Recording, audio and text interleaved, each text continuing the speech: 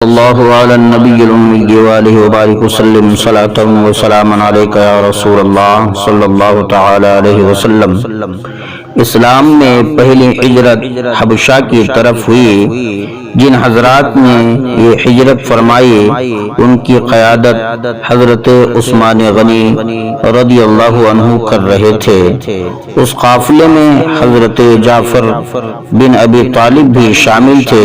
یہ قافلہ حبشہ جا کر آباد ہو گیا۔ ادھر کفار مکہ نے ان مسلمانوں کو وہاں بھی چین سے نہ بیٹھنے دیا۔ ایک قاصد کو شاہ نجاشی کے دربار میں بھیجا کہ چند مسلمان تمہارے ملک میں آ گئے ہیں جو ملک میں فساد اور بد امنی پیدا کریں گے، بہتر ہے کہ آپ ان کو ملک سے نکال دیں۔ اس قاصد کی باتیں سن کر شاہ حبشہ نے مسلمانوں کو اپنے دربار میں بلایا اور حقیقت حال دریافت کی۔ حضرت جعفر طیار رضی اللہ عنہ نے شاہ نجاشی کے دربار میں جو تقریر فرمائی اسے آپ بھی سماعت فرمائیے۔ اس تقریر کو سیرت ابن ہشام سے لیا گیا ہے۔ حضرت جعفر نے کہا، اے بادشاہ، ہم جہالت میں مبتلا تھے، بتوں کو پوجتے تھے، نجاست میں آلود تھے، مردار کھاتے تھے، بےہودہ باتیں کرتے تھے، ہم میں انسانیت اور سچی مہمانداری کا نشان تک نہ تھا۔ ایسی حالت میں خدا نے ہم میں سے ایک بزرگ کو مبعوث کیا جس کے حسب و نسب، سچائی، دیانتداری، تقوی، پاکیزگی سے ہم خوب واقف تھے۔ اس نے ہم کو توحید کی دعوت دی اور سمجھایا کہ اس اکیلے خدا کے ساتھ کسی کو شریک نہ بنائیں۔ اس نے ہمیں پتھروں کی پوجا سے روکا۔ اس نے فرمایا کہ ہم سچ بولا کریں، وعدہ پورا کریں، گناہوں سے دور رہیں، برائیوں سے دور رہیں۔ اس نے حکم دیا کہ ہم نماز پڑھا کریں، صدقہ دیا کریں اور روزہ رکھا کریں۔ ہماری قوم ہم پر ان باتوں کی وجہ سے بگڑ بیٹھی ہے، ان سے جہاں تک ہو سکا ہمیں ستایا تاکہ ہم خدا کی عبادت چھوڑیں اور لکڑی اور بتوں کی مورتیوں کی پوجا شروع کر دیں۔ ہم نے ان کے ہاتھوں بہت تکلیف اور ظلم اٹھائے ہیں اور جب مجبور ہو گئے تو آپ کے ملک میں پناہ لینے آ گئے۔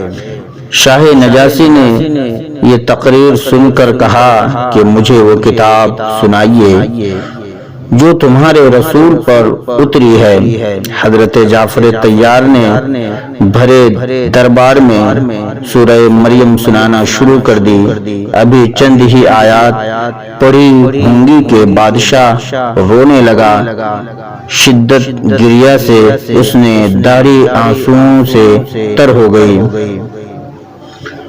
اس کی داڑھی آنسوؤں سے تر ہو گئی۔ کہنے لگا، یہ تو وہی رسول ہیں جن کی خبر یسوع مسیح نے دی تھی۔ اللہ کا شکر ہے کہ مجھے یہ زمانہ نصیب ہوا۔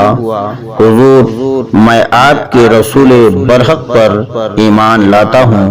قرآن پاک کے 7ویں پارے کی پہلی آیت پر غور فرمائیں، ارشاد ہوتا ہے، وَإِذَا سَمِعُوا مَا أُنزِلَ إِلَى الرَّسُولِ تَرَىٰ أَعْيُنَهُمْ تَفِيضُ مِنَ الدَّمْعِ مِمَّا عَرَفُوا مِنَ الْحَقِّ، اور جب سنتے ہیں جو ہم نے اپنے رسول پر اتارا تو دیکھے گا ان کی آنکھوں سے آنسو بہتے ہیں، اس لیے انہوں نے حق کو پہچان لیا۔ قرآن اور عمر فاروق رضی اللہ عنہ۔ اس سلسلے میں حضرت فاروق اعظم رضی اللہ عنہ کے ایمان لانے کا واقعہ بھی بڑا عجیب ہے۔ جب مسلمان حبشہ کی طرف ہجرت کر گئے تو عمر فاروق نے سوچا کہ کیوں نہ محمد کو قتل کر ڈالوں، ہر روز کا شرابہ ختم ہو جائے، نہ رہے بانس نہ بجے بانسری، نعوذ باللہ من ذالک۔ اس برے اور غلط ارادے کو لے کر تلوار کو زہر میں ڈالے جا رہا تھا کہ راستے میں نعیم بن عبداللہ ملے۔ پوچھا، عمر کہاں جا رہے ہو؟ تمہاری آنکھوں میں خون اترا ہوا ہے۔ عمر نے کہا، محمد کا قصہ پاک کرنے جا رہا ہوں، یعنی محمد کو قتل کرنے جا رہا ہوں۔ نعیم نے کہا، پہلے اپنے گھر کی خبر لو، تمہاری بہن اور بہنوئی اس پر ایمان لے آئے ہیں۔ عمر سخت غصے میں اپنی بہن کے گھر گئے۔ اس وقت حضرت خباب ہاتھ میں قرآن کریم کی اجزائیں لیے انہیں پڑھا رہے تھے۔ عمر کو آتا دیکھ کر حضرت خباب چھپ گئے اور بہن نے اجزا بھی چھپا دیے۔ عمر نے آتے ہی کہا، یہ کیا ہو رہا ہے؟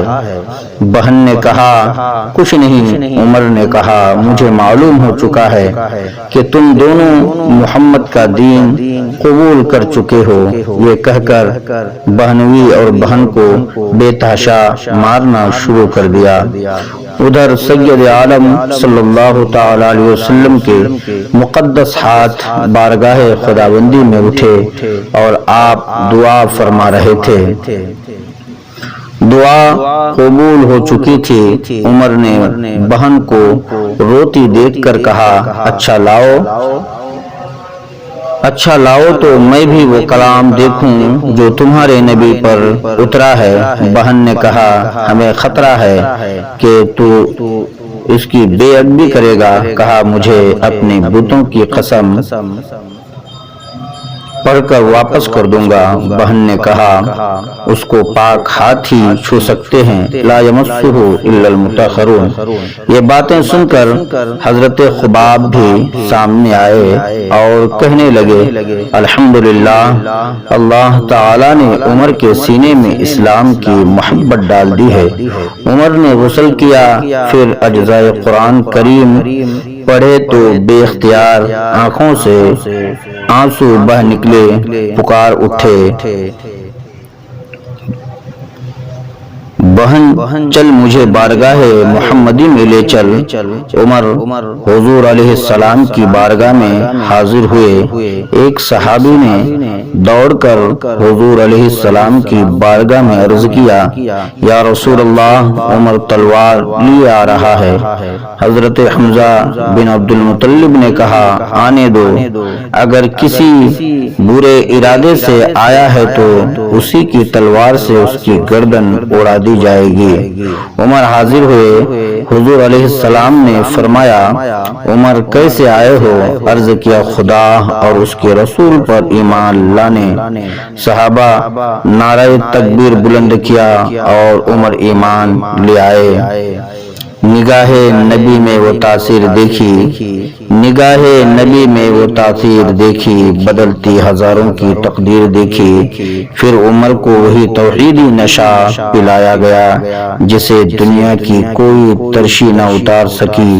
کسی شاعر نے کیا خوب کہا ہے، وہ کہتے ہیں کہ یہ شراب طیبہ سے منگائی جاتی ہے، سینوں میں چھپائی جاتی ہے، طیبہ سے منگائی جاتی ہے، سینوں میں چھپائی جاتی ہے، توحید کی مئے پیالوں سے نہیں نظروں سے پلائی جاتی ہے۔ جس طرف چشم محمد کے اشارے ہو گئے، جس طرف چشم محمد کے اشارے ہو گئے، جتنے ذرے سامنے آئے ستارے ہو گئے۔ معزز سامعین و ناظرین، میں آپ سے پرخلوص گزارش کر رہا ہوں کہ اگر آپ چینل پر نئے ہیں تو بلا تکلف چینل کو سبسکرائب کریں اور ان باتوں کو آپ اپنے دوستوں تک ضرور شیئر کرنے کی کوشش کریں۔ اچھی بات پھیلانا صدقہ جاریہ ہے اور آپ بھی صدقہ جاریہ میں حصہ لیں۔ انشاءاللہ پھر میں ایک نئی اور اچھی بات لے کر حاضر آؤں گا۔ تب تک کے لیے شکریہ۔ خدا حافظ۔ السلام علیکم ورحمۃ اللہ وبرکاتہ۔